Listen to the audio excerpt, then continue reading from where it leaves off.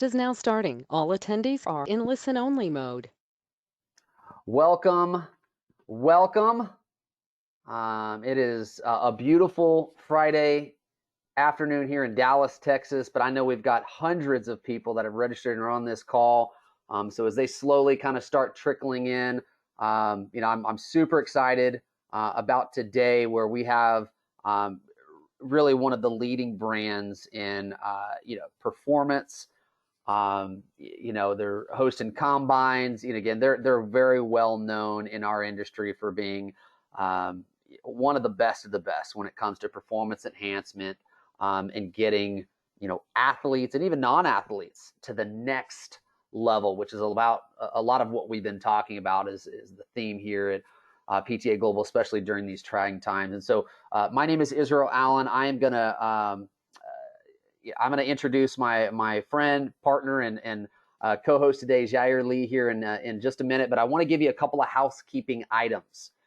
So first and foremost, there's some handouts that you should have received. There's 4 or 5 different handouts. Those handouts are going to be great handouts to refer back to on pieces of the information and education that we're going to give you in today's times. That's part 1. Part 2 is many of you probably joined this party not because you heard that there was free beer, but because you heard that there was free CECs. Free CECs. So again, keep in mind, you don't get any free CECs from just listening to Jair and I's story and our best practices. It'll actually come after this interview. So after this interview, within about an hour, you'll receive an email. You might want to check your junk or spam folder, but you will receive an email that has a detailed breakdown of not only how to get some free CECs, but how to get some really good kind of next steps in your education to really embrace some of the topics that we're going to be talking about today. You also have a chat box. You're going to use this chat box for any of the questions that you might have for myself or Jair. We're pretty open books. We've done this dance before, Jay, and so I can just tell you about Jair. He's a guy that has a wealth of knowledge and has worked with just a myriad of athletes and clients, and so just a lot of experience. And so this is a great opportunity to really kind of pick the brain of what I would consider one of the best in our industry, bar none. So again, if you're just joining us, welcome to our From Average to Athlete programming for the next level with PTA Global and EXOS. And so Jair, would you do me the favor, man, and just give a quick intro about yourself, and then we'll kind of go from there, man.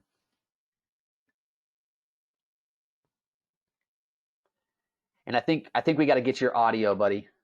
Might have your audio.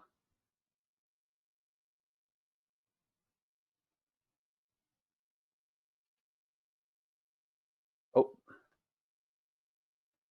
let's see. I'm not hearing the audio. No worries. Let's see.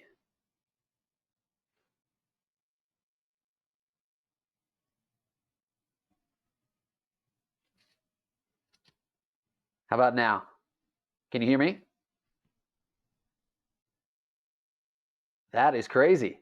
We were just on this call. We were just talking. Man. All right, so we're going to do a pause for the cause. I'm going to left-hand turn. Can you dial in from your phone, Jay?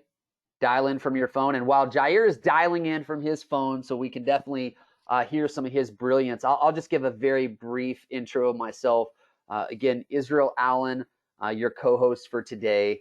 If you're joining us, we are basically covering from average to athlete.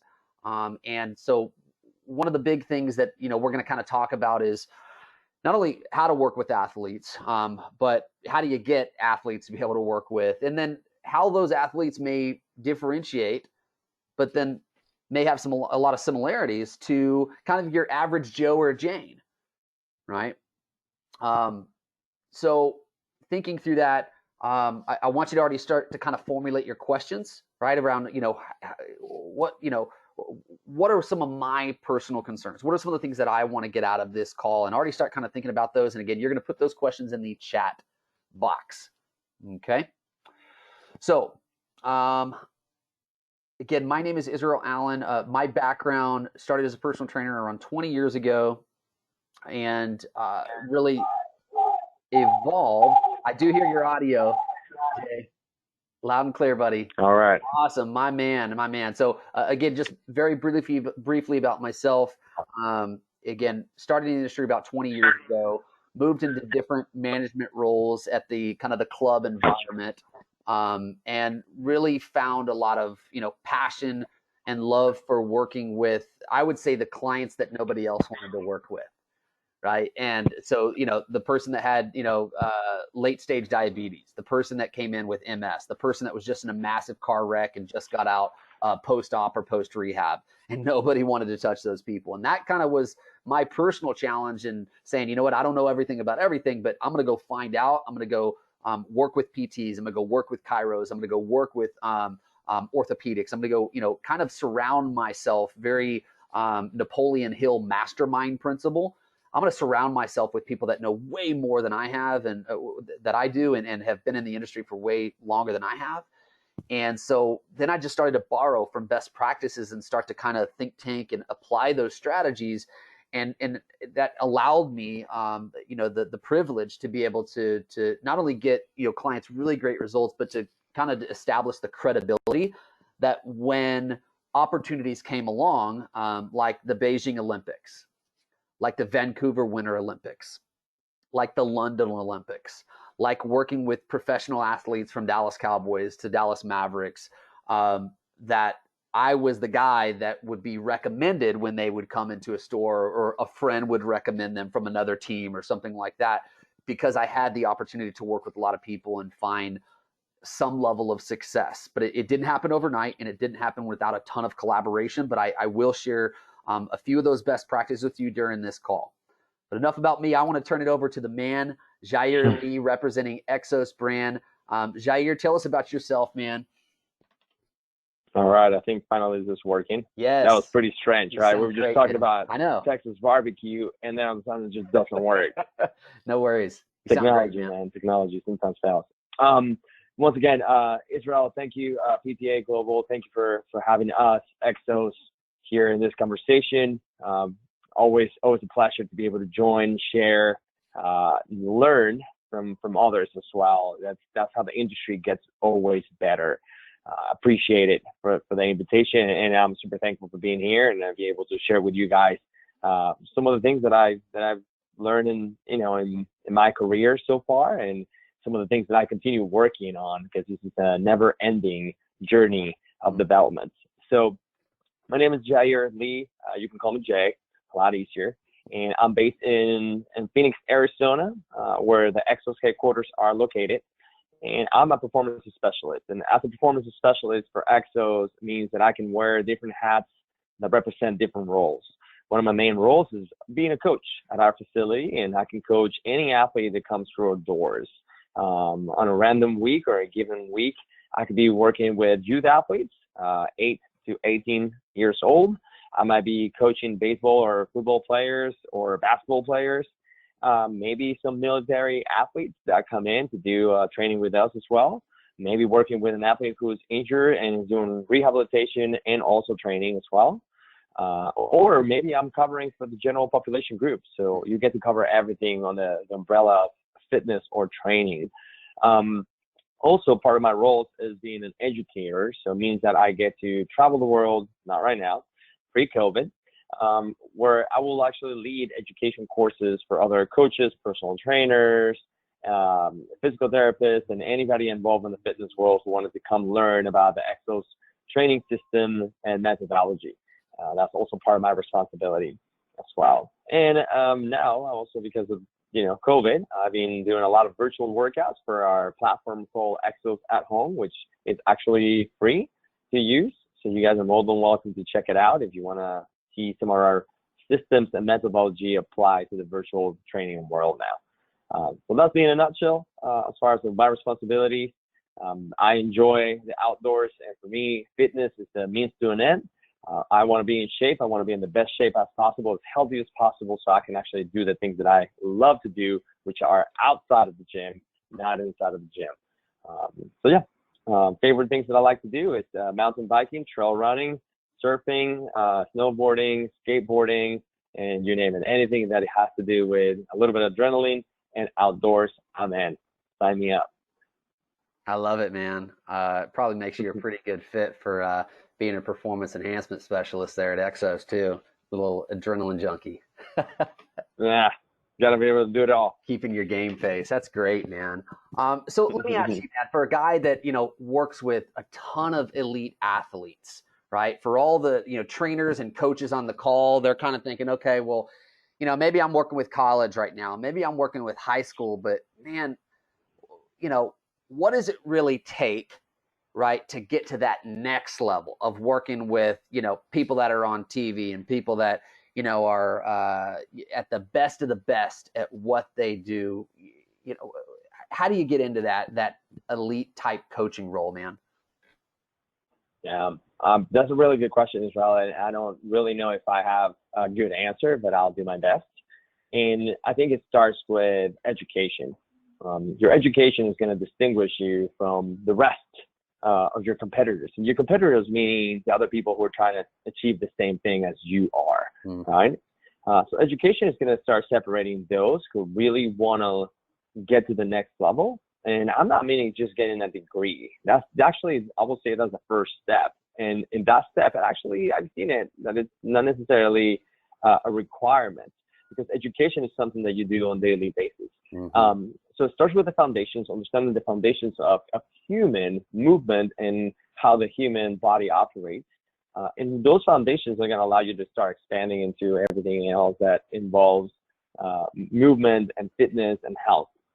Having a solid foundation educational wise is going to now create an opportunity to start going into more specialty areas, right? So whether it's biomechanics, whether you want to specialize in maybe a certain sport and the demands of that sport, or even if it's general population, right? It's like, how can I elicit a faster, more efficient, and safer weight loss, right? Or physique appearance type of goals. So that base of knowledge and understanding is going to be key. Because we live in an environment where a lot of things that we see, and I'm not bashing on anybody, I want to disrespect no one, but we see that, you see people who call themselves trainers or are trainers, but they gain the popularity and respect because of their physique, because of their looks, right? Or maybe because who they get to work with, and not necessarily because of their knowledge and understanding of how things actually operate. Right? And I'm not saying they don't get results. Of course, they're probably getting results. Maybe otherwise they probably wouldn't be getting paid. But I think that knowledge base is going to start distinguishing and creating a little separation between you and the rest who are not getting that education, because they're only going to be able to go so far. The second part of this equation, I will say, is going to be networking. And networking is going to be extremely important, because the higher the level, the higher the stakes, the more challenging it is to get in. And this is no different than any other industry, right? Business or whatnot. It will be a lot easier for me to recommend, or maybe if I was a manager, to hire Israel, who I know, I've talked to, I've seen work, I respect, I understand what are his credentials, compared to someone who just sent me a resume or apply online through our portal, right? That creates a huge distinction, especially if Israel comes recommended by other people in the industry who are leaders in the industry, who we respect. So now I have an understanding to be like, okay, if Gray Cook or Gary Gray is saying that Israel is a great coach, right? Maybe I should actually at least give him an opportunity to demonstrate those capacities, compared to someone who doesn't have those recommendations. And the last piece of the puzzle, I will say, is luck. Being at the right time, at the right place, with the right amount of knowledge, knowing the right people, and that little pinch of luck is probably going to get you there. And that's how I think, at least from my perspective, I see it, and that's how it actually has kind of worked for me. That's great, man. So to recap, there's kind of three things, and then even one that's underpinned. One is education, because education builds confidence. Two is networking, being able to get out there and network. And then three would be, we'll call it luck, being at the right place at the right time. But I also heard something really important there that you mentioned around focus, having a focus on a target market or a specialty, or really knowing what, you're focused on. I think there's a lot of coaches and trainers that start that, are probably on this call right now. And they start by just saying, hey, I'm not going to turn anybody down. Like, I want to work with athletes, but I'll train anybody because I just need to make money. But then they get so focused in working in the business that they forget to work on the business. They forget to work on themselves, on their next level education of keeping that vision of, hey, I'm going to work with these people for now because I need to make money. But man, what can I learn through this that I can apply to the athletic population? How can I be side learning as I'm training on the areas of specialization that I really want to move into? How can I be networking when I'm not just training, Grandma Jones, on athletes or schools within the area? So, I mean, I think all those things combined really edify what you're talking about, man. Yeah. And Israel, just to add to that, because you just remind me of several conversations that I've had with even within our coaches in our company, right, who are dedicated to the corporate wellness and fitness. And let's say they work at Google Mountain View, right, which are the headquarters for Google. And EXOS provides and manages the fitness for their employees. And we have fantastic coaches there. Yeah. And a lot of times they ask me, it's like, Jay, how do you think I can make that transition, right, from working with general population, right, on a corporate wellness side into the performance side and working with athletes primarily? And it's a totally fair question, right? And it's a very common question, and it's a good desire that many people have. And one of the first things that I say is this, is that, okay, you already have coaching experience, right? Coaching people who are maybe weekend warriors, you just want to be fit, you just want to be healthy. Fantastic. That's giving you a certain amount of knowledge and information and experience.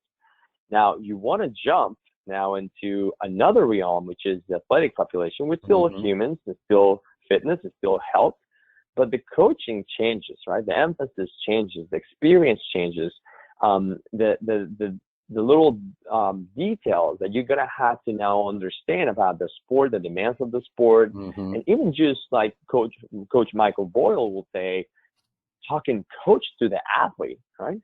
Being able to create that rapport, not just because I'm knowledgeable and because I work for EXOS, but because I understand the sport, I understand the demands, I understand what position, right? If you come to me and you say I'm a point guard and I don't even know what a point guard is, that will be a little bit harder for you to believe that I'm a really good fitness coach or strength and conditioning coach, because it's like, well, okay, well, you don't even understand the sport, so what would I trust you? So what I'm going with this, Israel, is the following. Is one of my main recommendations for those who want to make that transition and maybe start tasting the waters of strength and conditioning with athletes, is start from the easy side, right? Because jumping from general to professional, that's a huge gap. I think it's actually too big for most people to actually make that leap. Yeah. So one way to do it will be to start with youth athletes. And my vision, haven't had that experience actually where I can tell you the story, but basically I started almost backwards. I went from professional to youth athletes, right? I actually understood the value of how much training the youth athletes actually helped me understand and become a much better coach to train the professional athletes. Because if you can get an 8-year-old, a 10, a 12-year-old to be able to march, skip, bound, do a deadlift, do a good squat, understand how to do a good push-up, right? It's going to be a lot easier to do that with an older athlete who has much better control and capacities with his body, right? Who already has maybe training experience, who a lot of times I don't even have to say a word. I just have to demonstrate the movement and he can just replicate it probably better than I do, right? So that's one of the key ways that you can actually get your foot in the door is go to your local high school. Maybe you still live in your own hometown. You go to your high school and, hey, volunteer as a coach. Volunteer with one of the teams. Say, hey, I want to be the fitness coach. And go to the local performance facility and say, hey, can I intern a few hours a week? Can I come shadow, right? Because you need to get your feet wet, right? Yeah. It's coaching is coaching. And if we make it an analogy to riding a bicycle, right? You already are a coach, a personal trainer, you already know how to ride a bicycle. But this bicycle that we're talking about here when it comes to coaching athletes, it's like riding a mountain bike here in Phoenix Desert. Not the same, and I promise you that. You can be a really good road biker. If I take you on a bike ride with me to the mountains here, you're definitely going to have a hard time because you never had that experience. So you need to be able to switch and get on a different bike. I love it. So, kind of the the stepping stone to that, or the workaround is, hey, start to get those reps in with, even training youth, because every rep counts. That experience is going to translate over. It counts. We used to, yeah, man, it's funny you mentioned that. We used to call this compound interest. And so sometimes, like, you don't want to make the investment of time. You don't want to read the book. You don't want to get the course, but it may not be that course that's going to give you the instant gratification. The way that education and confidence and success works, in my experience, and if you look at this and throughout the industry, people that you say, man, they're really doing something profound in the industry. It's compound interest. It's all the stuff that they did a long time ago. It's the little things, the dimes that then add up to the dollars. It's that, preparation before the opportunity that yields success. Because that's what it is. It's preparation plus opportunity equals success. And so a lot of times, trainers, and we used to call this, they're willing to, they have the desire, they want it, but they don't want it bad enough to pay the fee. And what we call that is the FEE, the focus, the effort, and the execution. So they say they want to be an elite coach, but they're not willing to spend and invest that money. They're not willing to spend and invest that time now on this course, because that's not going to instantly help them work with a pro athlete. But it might be this compound interest of the things that they learned in this course and how it got them to the next opportunity, then the next opportunity. And now they're actually in front of an athlete, and they remember something they learned 7 years ago at an EXOS apprenticeship or a PTA Global mentorship. And it's like, ding, ding, ding, I'm so glad I can use this now.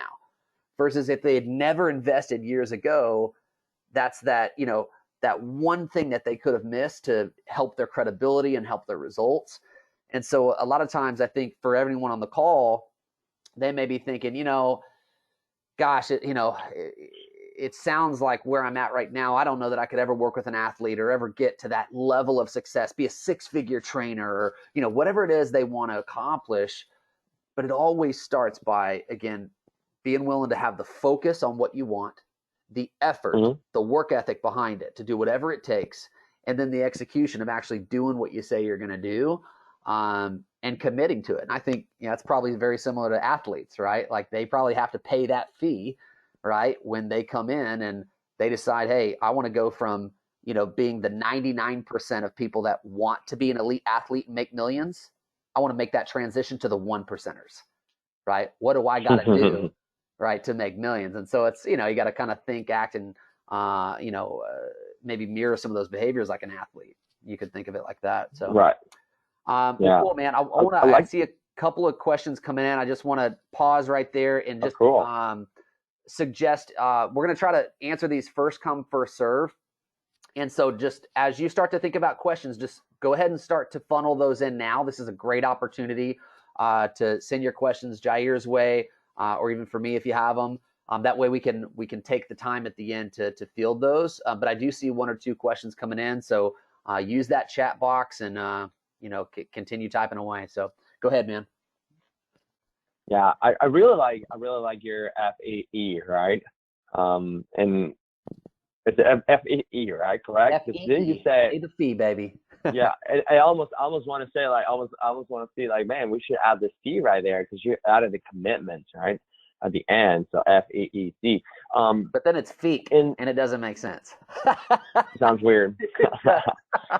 Yeah, it sounds weird. But you know what? It got me thinking that the conversation that we're having, honestly, is no different. That if I'm a personal trainer, because I was a personal trainer as well when I started, and I want to get to the next level as a personal trainer. Maybe I want to train higher end clients. That's right. Right. Maybe I want to personal train movie stars or CEOs and things. Yeah. It ain't no different. That's right. It ain't no different that type of focus, execution, commitment that you're gonna need to have to be able to get to that level. And even what I mentioned before about having the network to be able to get the educational background, be able to have the conversations with those people, that you can actually create that relationship. I don't see it as different as a lot of times it seems to be. Right? Yeah, I love it. So let me ask you this, man. Like, a guy that's worked with obviously athletes, but even non-athletes, right? Just someone that wants to lose 20 pounds, an executive, a CEO, someone just wanting to move and live and feel better, right? Yeah. What would you say are maybe the biggest differences as well as the biggest similarities between the two different populations there? I think it will be easier to start with the similarities, right? Okay, And cool. besides the obvious ones, they're like, oh, they're human beings, right? They're both male. Right. Okay. They're both are gonna work out. Yeah. Those are givens, right? We know those.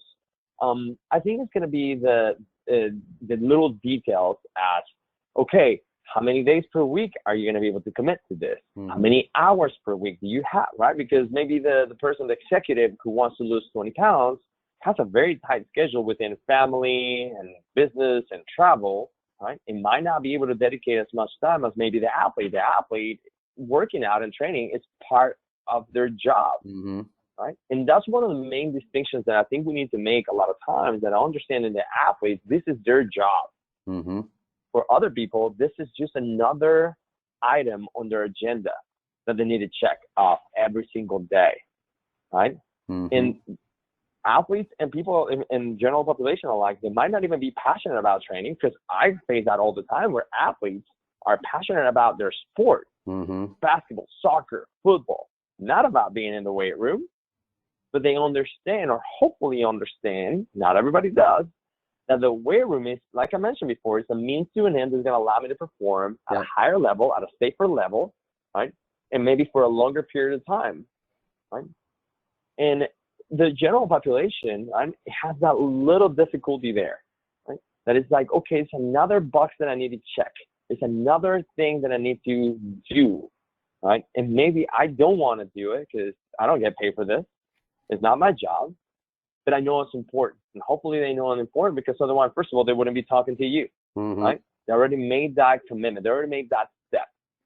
So first of all, we need to meet them where they are and be able to understand that they have all the responsibilities and commitments that are always going to come first before fitness. Mm. And that they are not as passionate as we are about fitness. Mm. Because for fitness, for you and I as well, this is our job. And it probably started as a hobby, like many of us here on the call. Mm-hmm. And from the hobby became, right, our passion, and our passion became our career, and our career became our job. Mm-hmm. So once we recognize that, I think it allows us to start adjusting things and making, for the general population, making things a little more accessible. And what I mean with making things more accessible is to say, hey, an hour a day might not work. Okay, how much time is it, realistically speaking, available to you to invest in this? Because it's an investment, and it's a long-term investment. Mm. Right? And start with those little steps. 20 minutes a day. Hey, 20 minutes a day is better than the 0 minutes that they were getting before. Right. Right? 30 minutes a day, whatever it is. And once you get them hooked, right, you just keep reeling them in.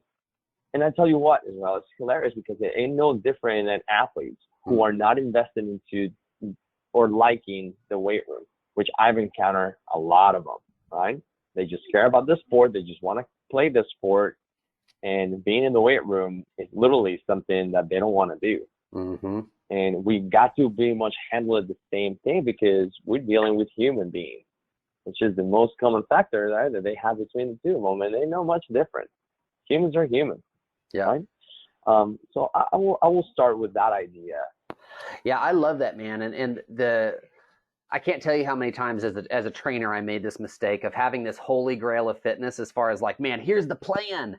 Here's the perfect plan. Like, we've got your sets, your reps, your tempo, your rest, your nutrition plan, your cardio, everything mapped out and delivered in this perfect package. And the customer's like, okay, this is exciting. It's great. And then a month later, what happens? Nothing. They're not following it. Nothing. It's like, oh my God, but I thought this is what you wanted, and blah, blah, blah. And there's such an important piece of, meeting that customer where they need to be met, is one of the things that we talk about a lot, meeting clients where they need to be met, and kind of co-piloting the program design with them. And so in one of our interviews, and for anyone that's listening right now, you guys can actually go back in. A lot of our interviews are memorialized on ptaglobal.com/events. ptaglobal.com/events. You click complimentary webinars and they're memorialized on demand there. But one of the interviews that I did a few months ago was with John Berardi, right? Co-founder of Precision Nutrition. Cool. And so Great guy. John's a great guy, super smart. Obviously, one of the most successful people in our industry, and his No question. just contributed to so much good out there. And one of the things that John said was really profound is he basically said a good kind of litmus test, and whenever you're going to roll something out, is ask the customer on a scale of 1 to 10, how confident do you feel in being able to do whatever the small step was, as opposed to delivering this big change and this big program. Focus with the lowest hanging fruit or the easy wins, whether it was drinking more water or eating more consistently or eating more fiber or whatever. But then going back and asking the customer on a scale of 1 to 10, 1 being not very confident, 10 being very confident, where do you feel as far as your confidence level and being able to do this one specific thing at a time? All right, drink more water, eat more salads, whatever. And if the customer doesn't say 9 to 10, guess what? You don't choose that option. Even if you know in your heart of hearts that option would totally help them. That's what they need.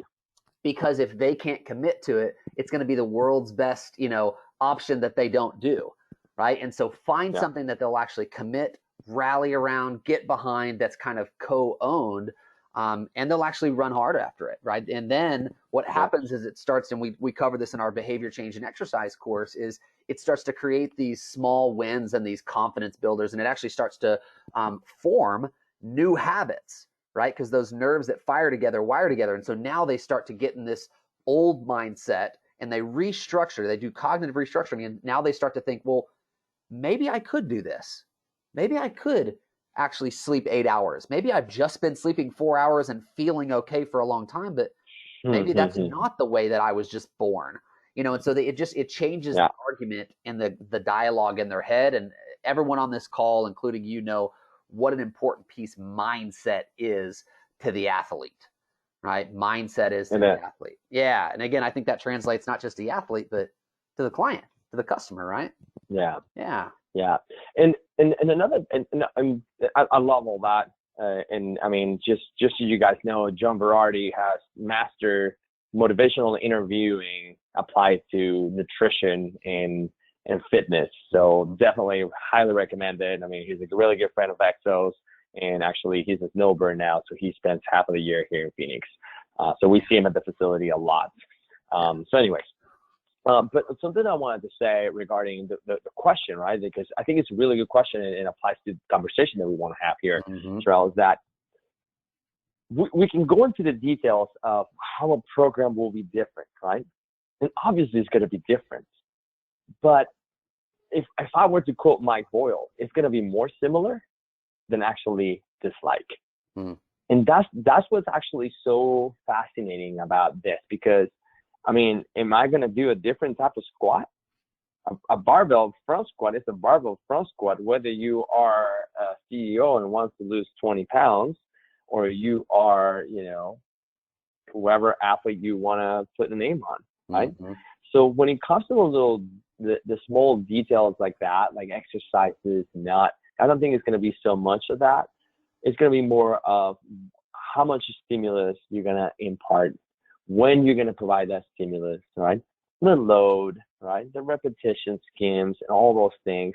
But it's not as, I don't think it's like black and white, and that's what I wanted to say. Right? And all those years that I've been creating programs for athletes, I'm more surprised even within sports how similar the program from the football players and the baseball players is, rather than it's like, whoa, no, they're complete opposites, right? Because they're two different sports. They're not alike. I'm like, no, actually, if you really pay attention, you'll see that all of them, they're doing the main movements. They're pushing, they're pulling, right?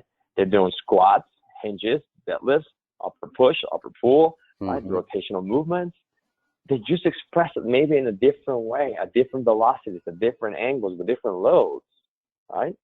And for different lengths of time, but the foundations are the foundations. And that takes a little bit of time to recognize. And if I go now and switch that into a general population, it's going to be very similar as well. Mm-hmm. It's just the intensity maybe will be different, right? How many times per week they do it.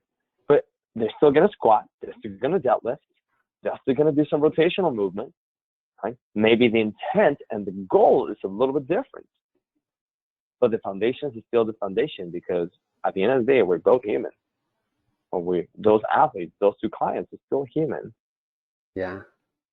I love it, man. I'll share a story real quick, because something you said kind of triggered some thoughts around like what we think as trainers is like, okay, well, this is how you do this. You know, you want to work lower body and get stronger in the lower body and do this. This is the system and how you do that. But I think having an open mind as far as like a fundamental belief that you could always be wrong, I think is really, really critical for the coach. And I think we talked about how does that translate from athletes to non-athletes, right?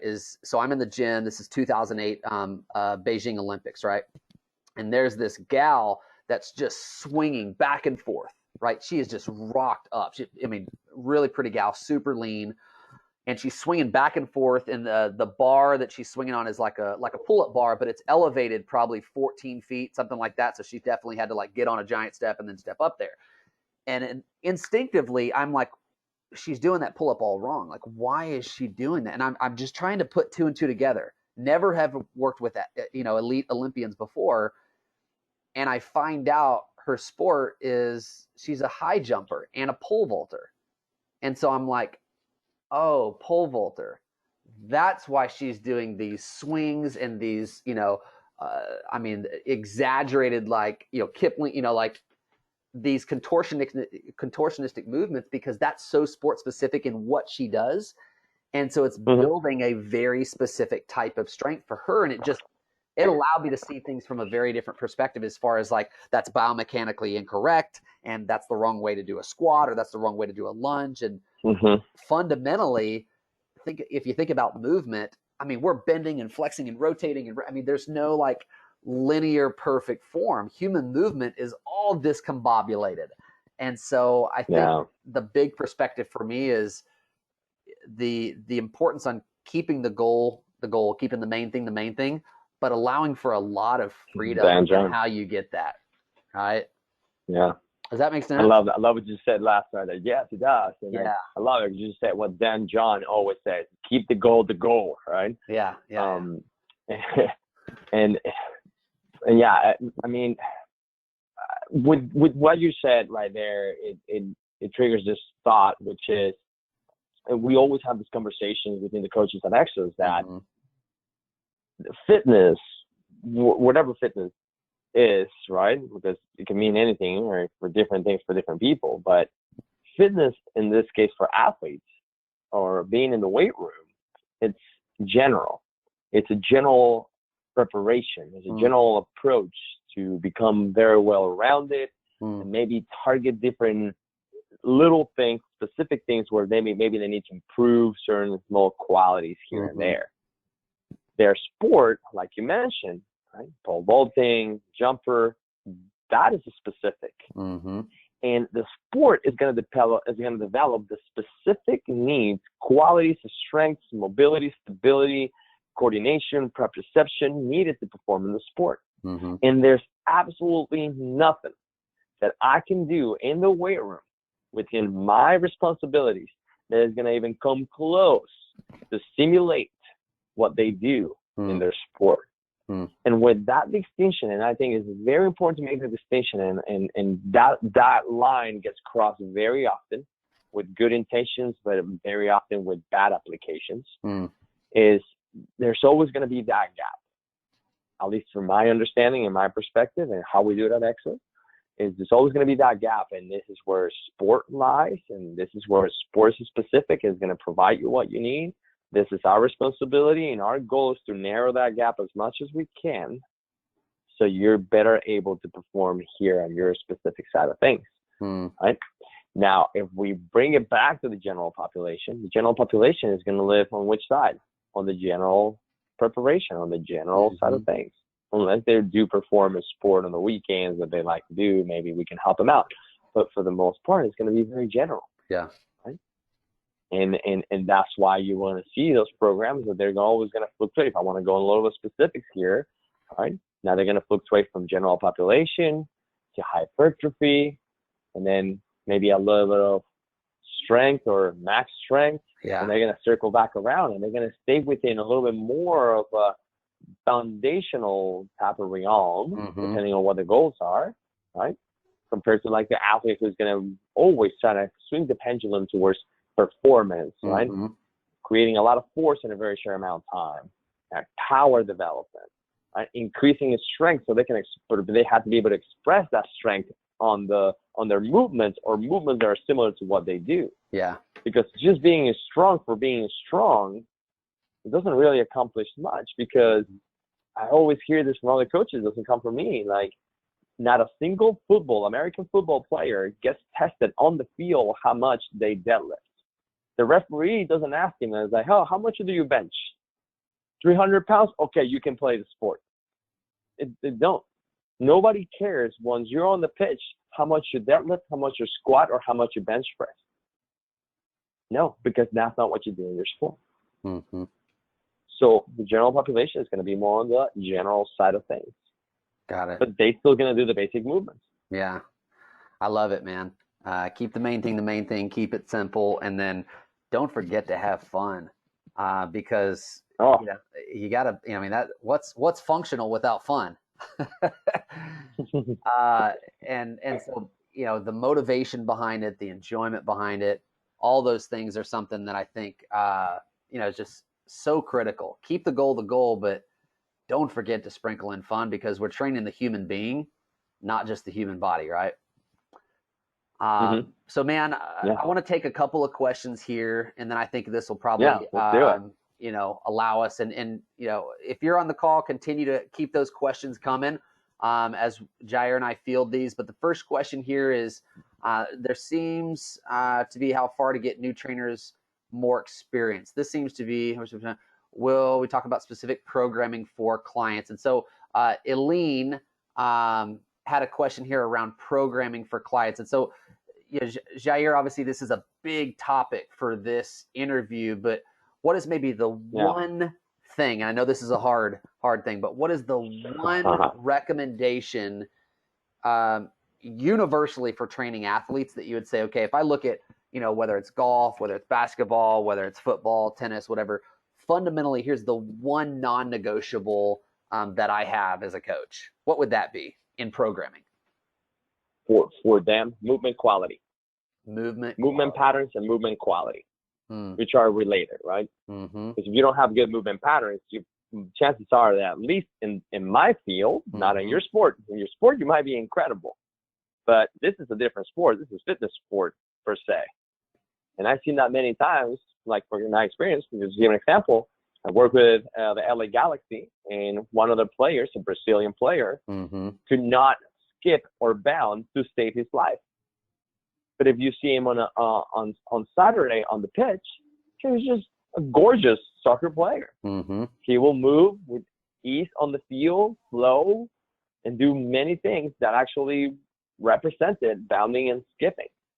Yet, when it came to breaking it down and asking him to do it while thinking about it, right, he could not actually put it together. And we're talking about a professional athlete. Yeah. So, at least in our environment, I'm going to ask to demonstrate patterns, competency in patterns, movement control, and quality, which are all related.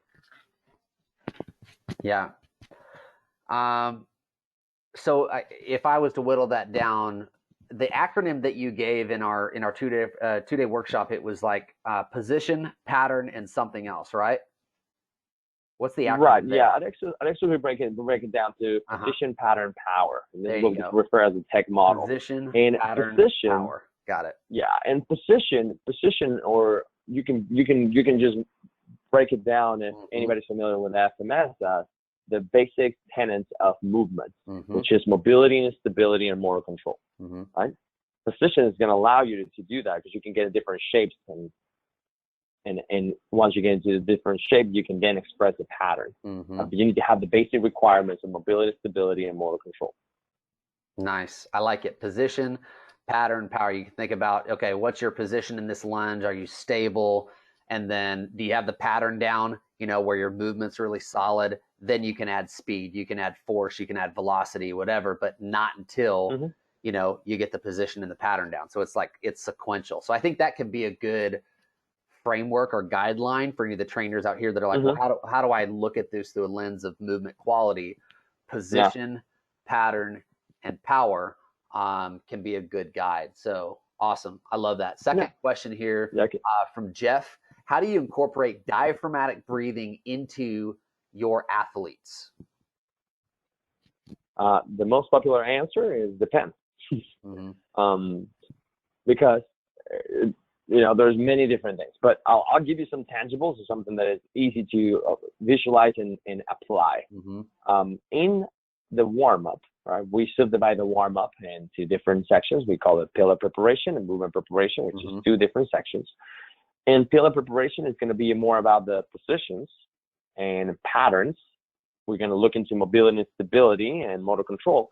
And that is a really good moment to start integrating and ensuring that they're also capable to breathe diaphragmatically, which is the most correct way to breathe, especially in those type of situations.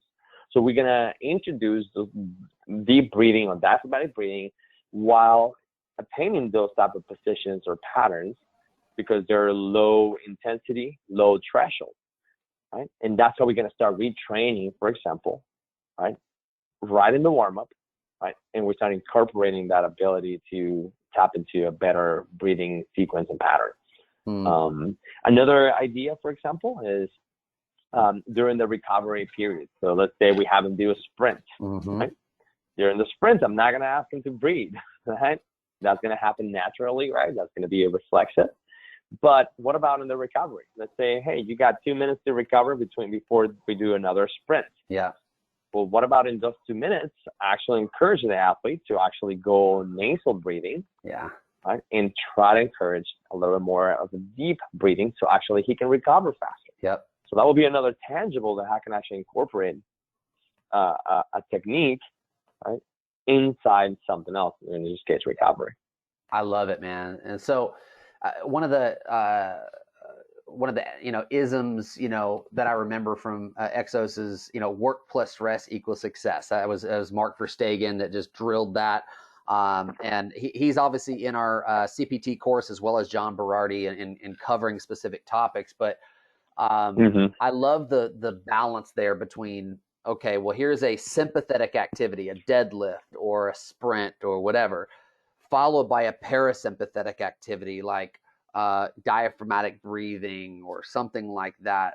And again, we talk a lot about this in our exercise and stress management course, but this balance between, the work and the rest, and what you said is basically, here's how you can kind of slide it in. You don't have to spend a whole day in breathing. You don't have to spend 20 minutes at the beginning of the program, but hey, how about we just focus on the breathing intermittently in between sets or in between circuits to really get that habit and behavior kind of instilled. Is that correct? Yes. Yeah. Correct. I love that. Yeah, you hit the nail. You hit the nail on the head, Israel. Because where the rubber meets the road, as the saying goes, it's very easy to say, well, we're going to introduce 10 minutes, or 5 minutes of diaphragmatic breathing and whatnot. Well, I might not have time for that. Yeah. So how can I sprinkle some of those things within the session, right? Because we also got to understand, right, that for this athlete, in his head, breathing is not something that's a priority. Or for this client really, my goal is to lose 20 pounds.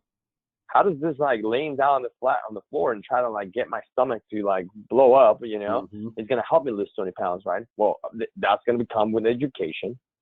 But if that's all I do, or I spend a lot of time on that, the value of my session, unfortunately, is going to start decreasing because they're not able to put those two together. We know it. We know what they need, but it's about how we actually convey that information to them. And at the end of the day, it's also what they perceive, right?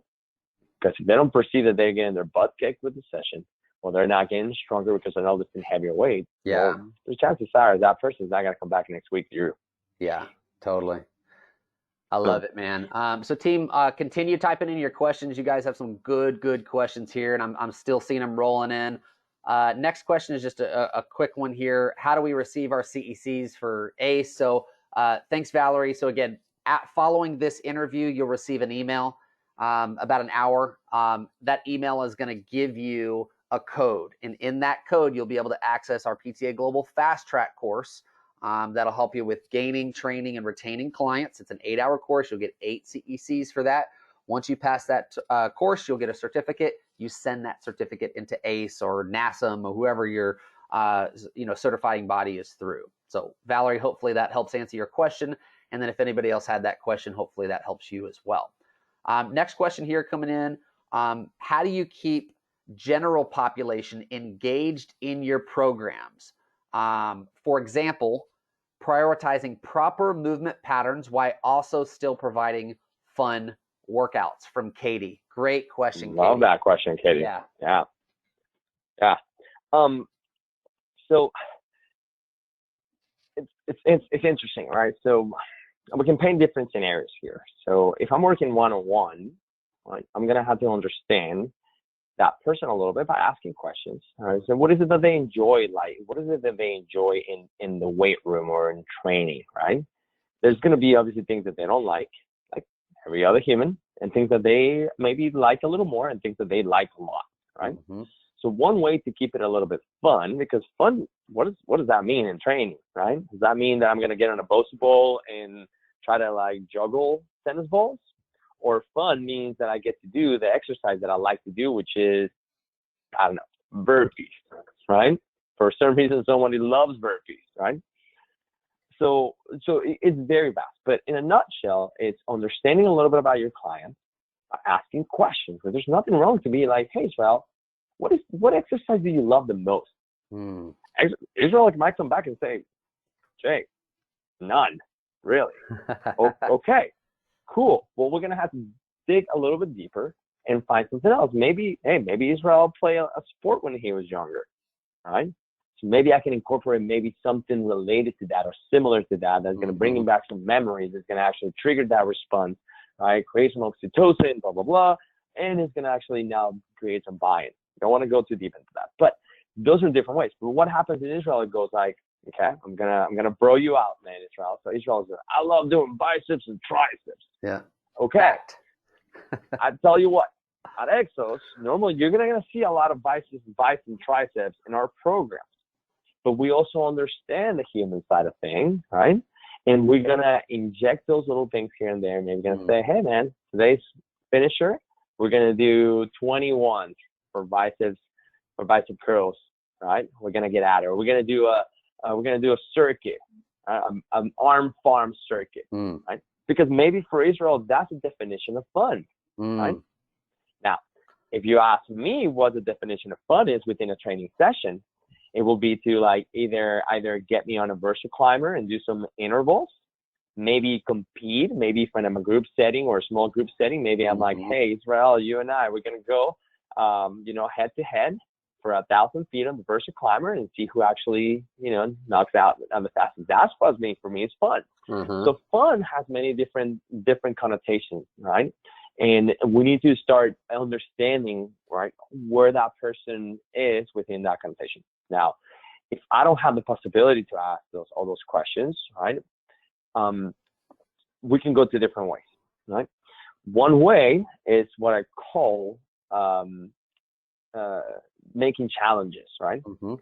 Making challenges or competition usually make things a little bit more fun and engaging, right?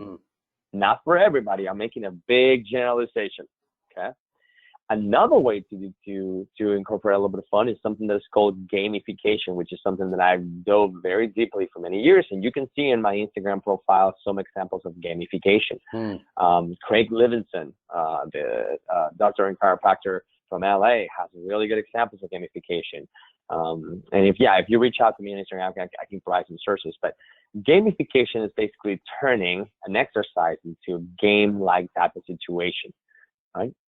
And last but not least, just to give you an example of how we sometimes include a little bit of fun into our program, with our adults, All right, this is general population, boot camp type of style of workout, right? They all come together at 6 a.m. or 6 p.m. And they'll do all the same workout, right, for 1 hour.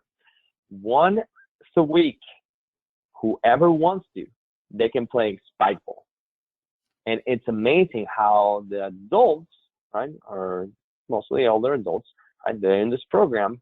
Not everybody, but most of them actually want to play a little bit of spike ball. And for 10 minutes, that's going to be their conditioning. That's going to be their finisher just once a week.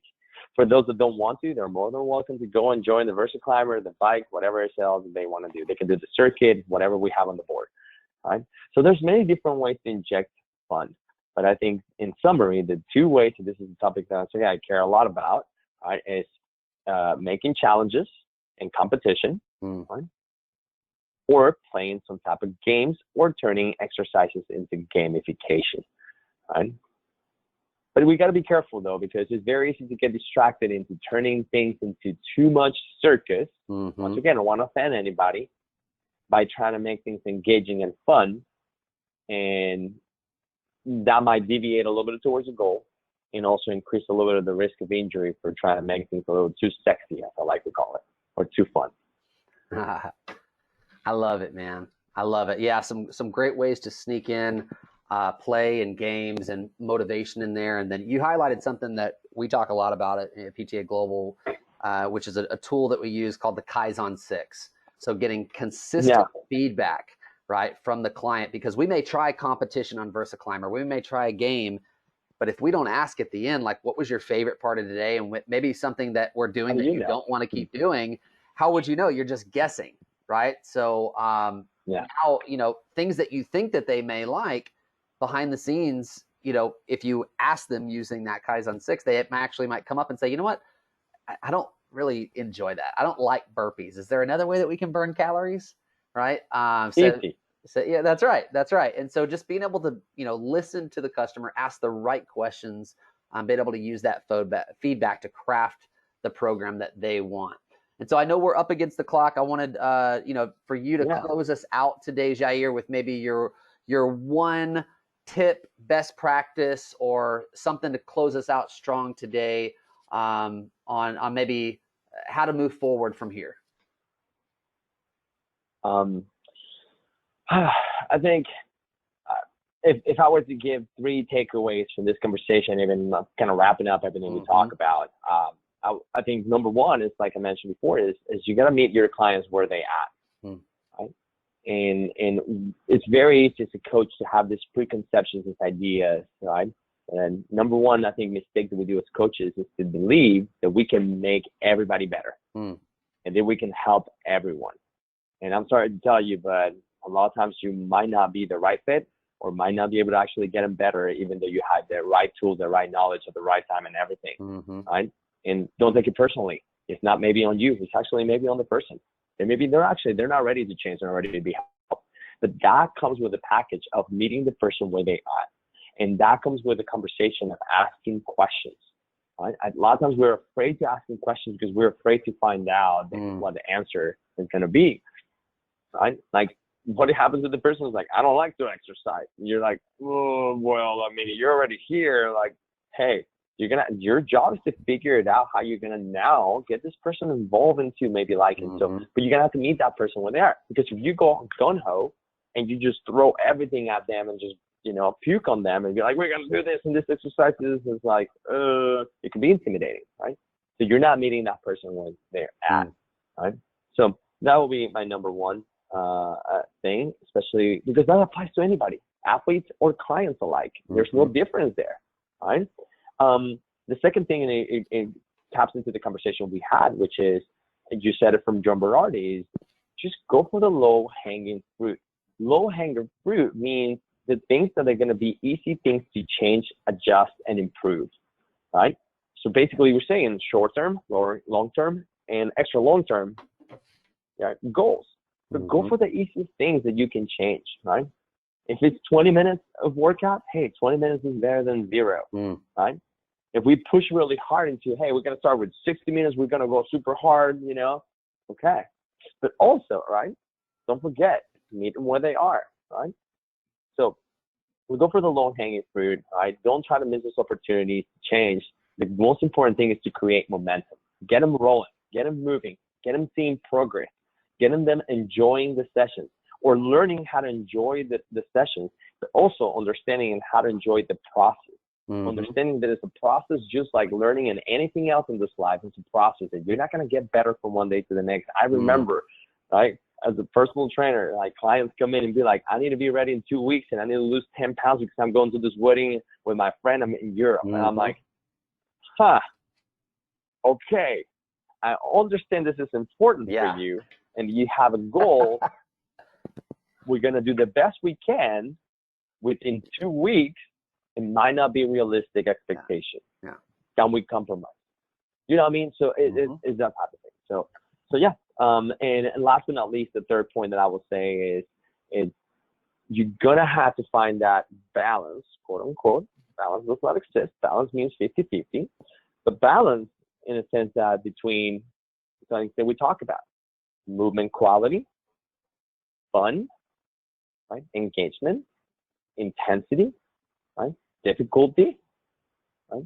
Rest. It's about finding that recipe that's going to work only for that person or for that group in this case, right? I love it, man. Strong points for sure. So Jair, again, I want to thank you, man, for your time, for your commitment to this industry, and just the wisdom that you've been able to speak to so many coaches on this call. And for those of you that attended this call, I want to thank you so much for your time, your commitment to this industry. Our industry and our world needs it more than ever. We're more stressed, more worried about tomorrow than we ever have been. And that means that you can go be the agents of change. You can get out there and go make a difference and go make an impact. And so hopefully today you've gotten 1% better. You've taken some things that you can have some compound interest and build off of, because learning is an ongoing process, and learning without doing is just silly.